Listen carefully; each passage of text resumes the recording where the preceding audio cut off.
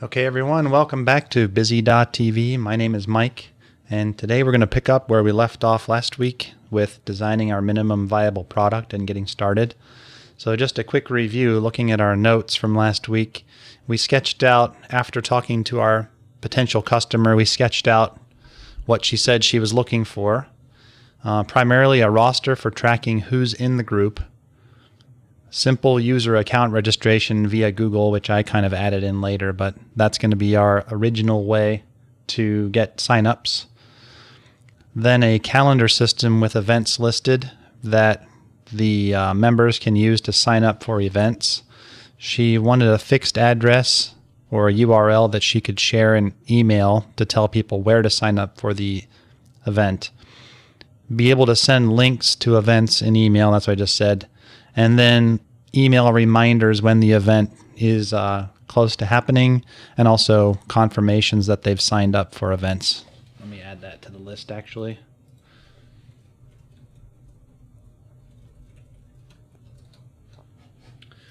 Then I added a couple things here. We want 100% encrypted SSL all the time for security. And for the demographic we're looking for, we're not looking for people who are going to receive training. So we need a zero learning curve, and we need it to be simple and look simple. Initially, we're going to restrict the scope of features, so there's not a whole lot to learn.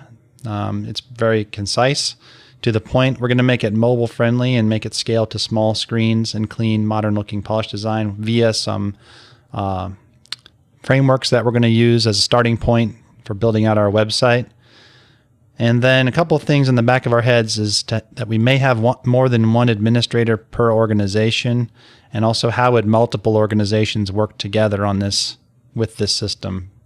So those are kind of the points of our minimum viable product. So I'm happy to say we have back in the office today our potential future customer, Mindy. Hello. Also my wife. And we're going to revisit what she mentioned when she was here last time and see what she thinks about the sketches. So on Friday, we put together some sketches on the whiteboard. Oh, let me introduce our potential future customer to one of the most exciting parts of the show, which is the whiteboard. Oh. Wait for it. Wait for it. Look at that. All right. So what we have here is kind of, let's just go over this here, and I'll get the highlighter. All right. So the first thing is, this is kind of the URLs that people come in on, and we're going to see what they'll see when they come to that address. So anytime they come in on the unencrypted address, this HTTP, we're just going to redirect them immediately to encrypted. That takes care of one of our bullet points up there. Then if they come in on just the host name, which is going to be the name of our product, which we don't have yet. So just imagine google.com, but it's going to be, whatever the name of our product is. If they just come in on that URL by itself, then if they're not logged in, we'll just redirect them to the login page here. Actually, I'm going to go to a different color. Let's do green. And if they are logged in, then we're going to say you belong to these organizations, and we're going to list the organizations they belong to, because in the future we may want to use the system for multiple organizations like we have in our product definition. So we're just going to list those, and then if they are an administrator, well, actually anyone that uses the system could also click the create button to create a new organization if they don't want to use one of the ones that's already listed. So those are the two ways that this initial page will be used. Then if they're not logged in, they're going to go to the login page, which is here. And currently the only thing we're going to have on this login page is a button that says click here to log in using Google. And we'll redirect them to Google's authentication page. They'll sign in with an existing Google account and then be redirected back to our product. And that'll be their user account. What if they don't have a Google account? Well, for now, that's the only one we support to keep things simple. But in the future, we're going to support Google, Facebook, Twitter, Microsoft. Chances are they have one of these accounts. And that way we can keep our side of the equation simple because they won't have to sign up for yet another account that they're going to forget the password to. So conceivably, almost everyone has a Google account. And so they'll just reuse their existing account and not have to sign up for a new one. Does that sound like it would work or not work? I don't know if everybody has a Google account. I guess that's not an assumption I would make. But I guess I have one. Do I? I don't know. If we eventually support Google and Facebook and Twitter and Microsoft, do you think 99% of people will have one of those? I have no idea. Oh. I guess I've not signed into something where you couldn't just put in a username and password. Okay. That's So let's how write. I sign into everything. So let's say what percentage of users have an account with a major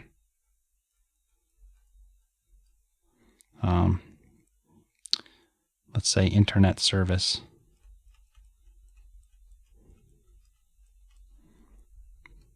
We may also be, and we'll just do some research on this.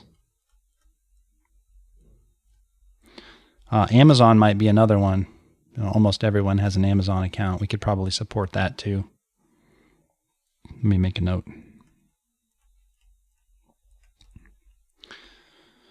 So once they log in with Google for this initial minimum product, then if they click the Create Organization button, they'll be taken here to the Create Organization page. And I should have cleaned this up a little bit. The only thing we're going to ask them about their organization right now is just the name of it. I'm sure that'll get longer later, but for this minimum product, just the name. Down further, when you edit your existing organization, you're going to see this username prompt that's going to let you have a custom URL for your site. But we thought for simplicity, when you first create the organization, we're just going to create one for you randomly to use, just to keep things simple. So let me actually X this out. This is not happening here. So that'll be about it. Just put in the name, hit create. So then you're going to have, this then is the URL that would be specific to your organization if you wanted to publish that. So it would just be the product name and then whatever you came up with or whatever we assigned you for your username initially. You would email that out to your group. And then when they came, if they weren't logged in, they would be redirected to the login page. But once they are logged in, they're going to see upcoming events listed. And then if they're an administrator of the group, they're going to see a create event button to make a new event. And then also, if they're an administrator, they're going to see the roster, a link to the roster, so you can see who all is a member of the group and their contact information. So then once they click one of these events that are listed, they're taken to this page where they can see the event name and a description of it, and then a sign up or a cancel button, depending on if they're already signed up for it. If they click sign up, then what we do is process their sign up or cancellation, and then redirect them back to this page with a message somewhere that says, "Congratulations, you're now signed up," or "Your cancellation has been processed." And that's about it. So it's a one-click, "I'm coming." No other steps to that. Very simple. Is there a way people can search for your organization? Or essentially the only way they're going to get to it is responding to an email that you send them? Well, we could make this page indexable by Google so that it would show up in a search for that organization's name. I guess I'm thinking even just...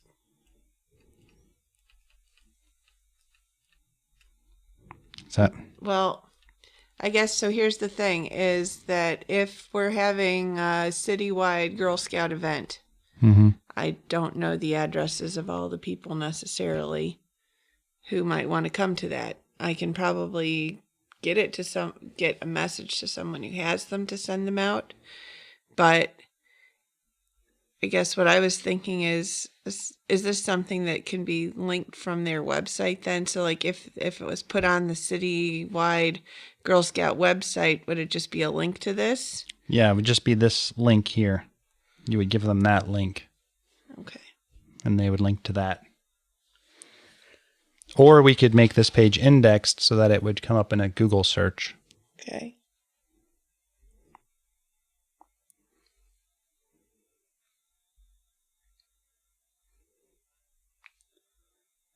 Okay. Looks like we're not getting the full display here on the stream. Try to fix that. Not sure what's going on there.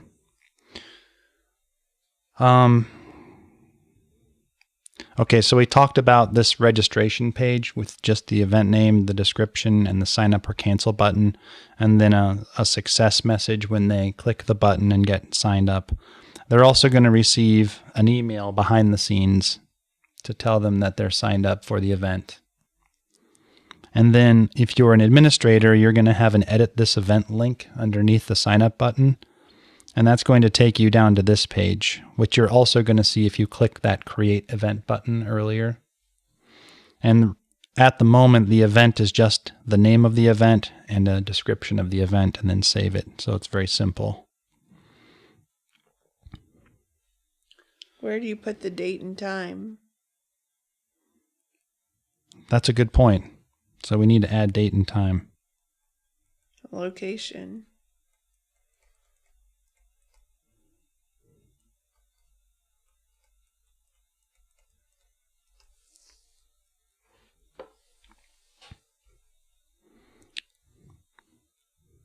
Might put the location under the description. Can that be exported to a calendar, or is that too hard? As like an invitation in the email to go on the calendar? I just see a lot of things say, do you want to save this to your calendar? I'm not sure I've ever done that, but if people do. Well, we'll add it to the list of requirements, but it's probably not minimum viable. So we'll keep it in mind as a function. So we need to add date, time, and location to this event definition. By the way, do you just need a starting date and time, or do you think they would also need ending date and time? I think they also need ending. Or is duration a better way to put it? No, ending time is better. And is it possible that you would have a multi-day event, or should we just do starting date and time and then ending time? We have overnights, so it could go overnight. Okay. I think that's less often than most things, but it could happen.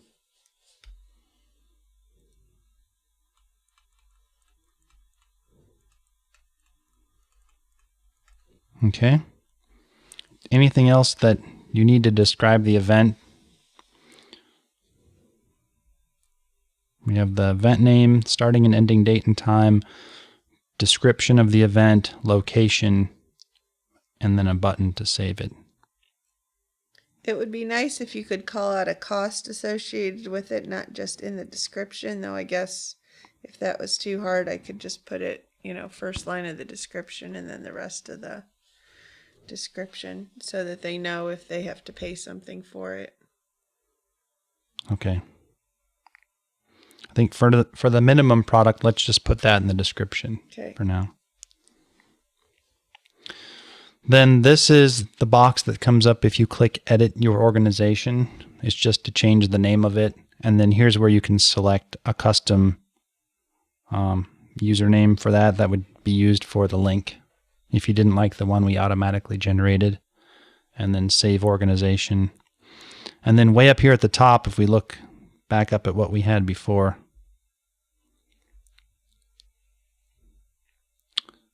here on the page of upcoming events. There were all the events listed and a create event button. And then down here at the bottom, we had roster. So if you click roster here, and again, that's only visible to administrators, then you get this page here, which just lists the members 1, 2, 3, 4, and then a button that takes you back to the event list at the top. The question that I had here for you is, what would you want to do with this list?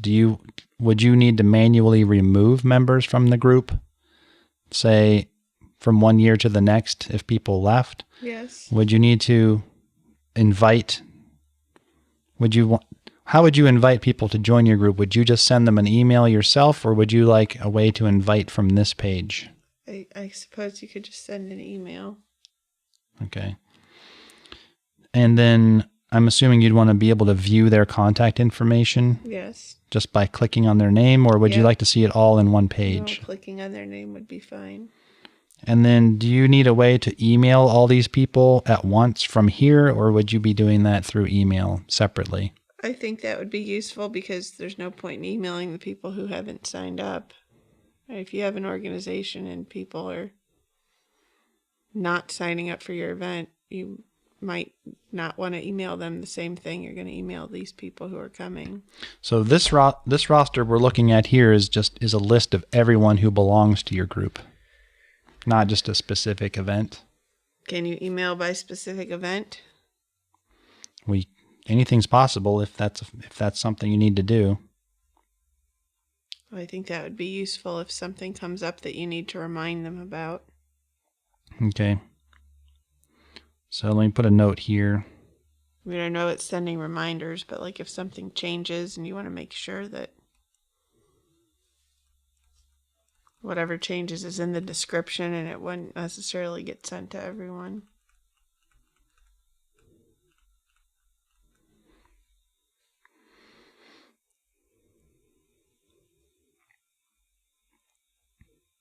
Okay. Oh, this is a question I had here for you as well. So on the event page that people see, going back to this, we have the event name, the description. We're going to add the date and time and location. But underneath the sign up button, I was thinking of putting a list of the people who are registered for this event so you can see who's coming. You need some way to see that, right? But the question is that a list that you would want exposed to all the members of the group so that everyone can see who's coming? Or is that a list that should only be visible to administrators? This is only, I don't know, because I could see where you might not want it available to people who are not on your list, but if you have no control of who's on your list because they can just add themselves, then I don't really know. I'll have to think about that one. Okay. So we'll say, for now, we'll just make it for administrators only. How about that? Okay.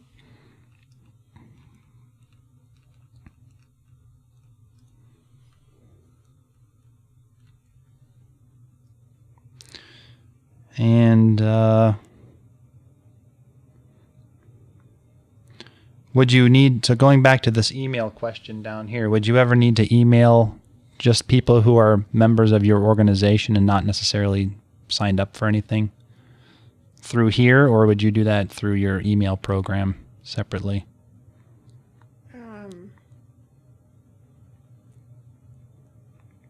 I'm not sure because I can see instances where I may not have all of the email addresses through just a separate email. It would probably be easier to have that ability through here. Okay. So you need all as well as a per event. Yeah. I would also need some way to sign people up if they don't sign themselves up. Manual signups. Would that be to sign them up as members of your group or to sign them up as attending an event? I'd say both. Because there are some people who just say it in passing. It would be easier to be able to add it rather than waiting for them to go on and do it.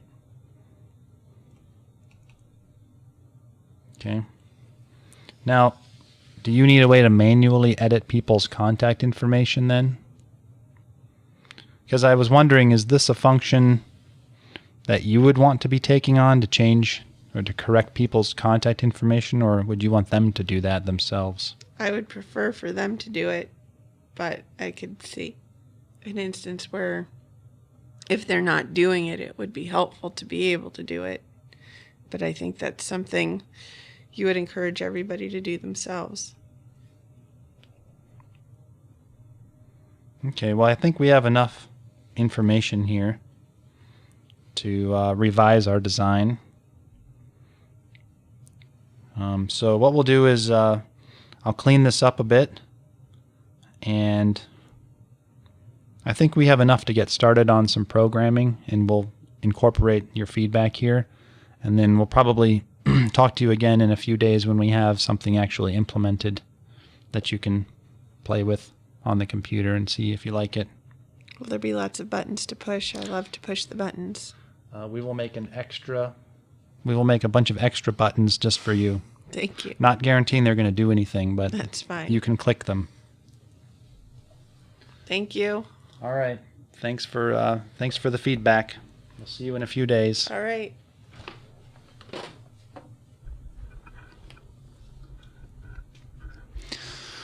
All right, guys. Well, we have our feedback from our customer, and I think it was good feedback, and it was good to do that iteration now in an agile way, so that we can get that incorporated into our designs right up front and not spend developer time modifying something that we've already implemented. So what I'll do is I might have an extra cast here during an evening to go back and clean up these designs a little bit. I don't know that you want to watch me do that in real time, but we'll take the feedback that we got from Mindy and we'll revise these designs, and then hopefully tomorrow we'll just start implementing and see how quickly we can knock this out. I don't think it's going to take too long, so it'll be interesting to see how quickly we can do a minimum implementation. All right, so that's all I have today. Just a quick advertisement. If you like what you see and you want to support us, please check us out on Patreon at patreon.com/bizzy.tv. There's also a link in our show notes. And also there's a video that I created over the weekend where I installed some of the software that we're going to be using. So if you're interested to see how that was done, there wasn't anything real magical about it. I just downloaded LinkPad, Visual Studio, and DocumentDB. So those are just some tools that we're going to be using. If you're trying to do this at home to follow along, then you can watch that video in our list of uploads and see how all that was done, or you can just grab those packages and install them yourself. So that's all I have. We'll talk again tomorrow. Thanks a lot.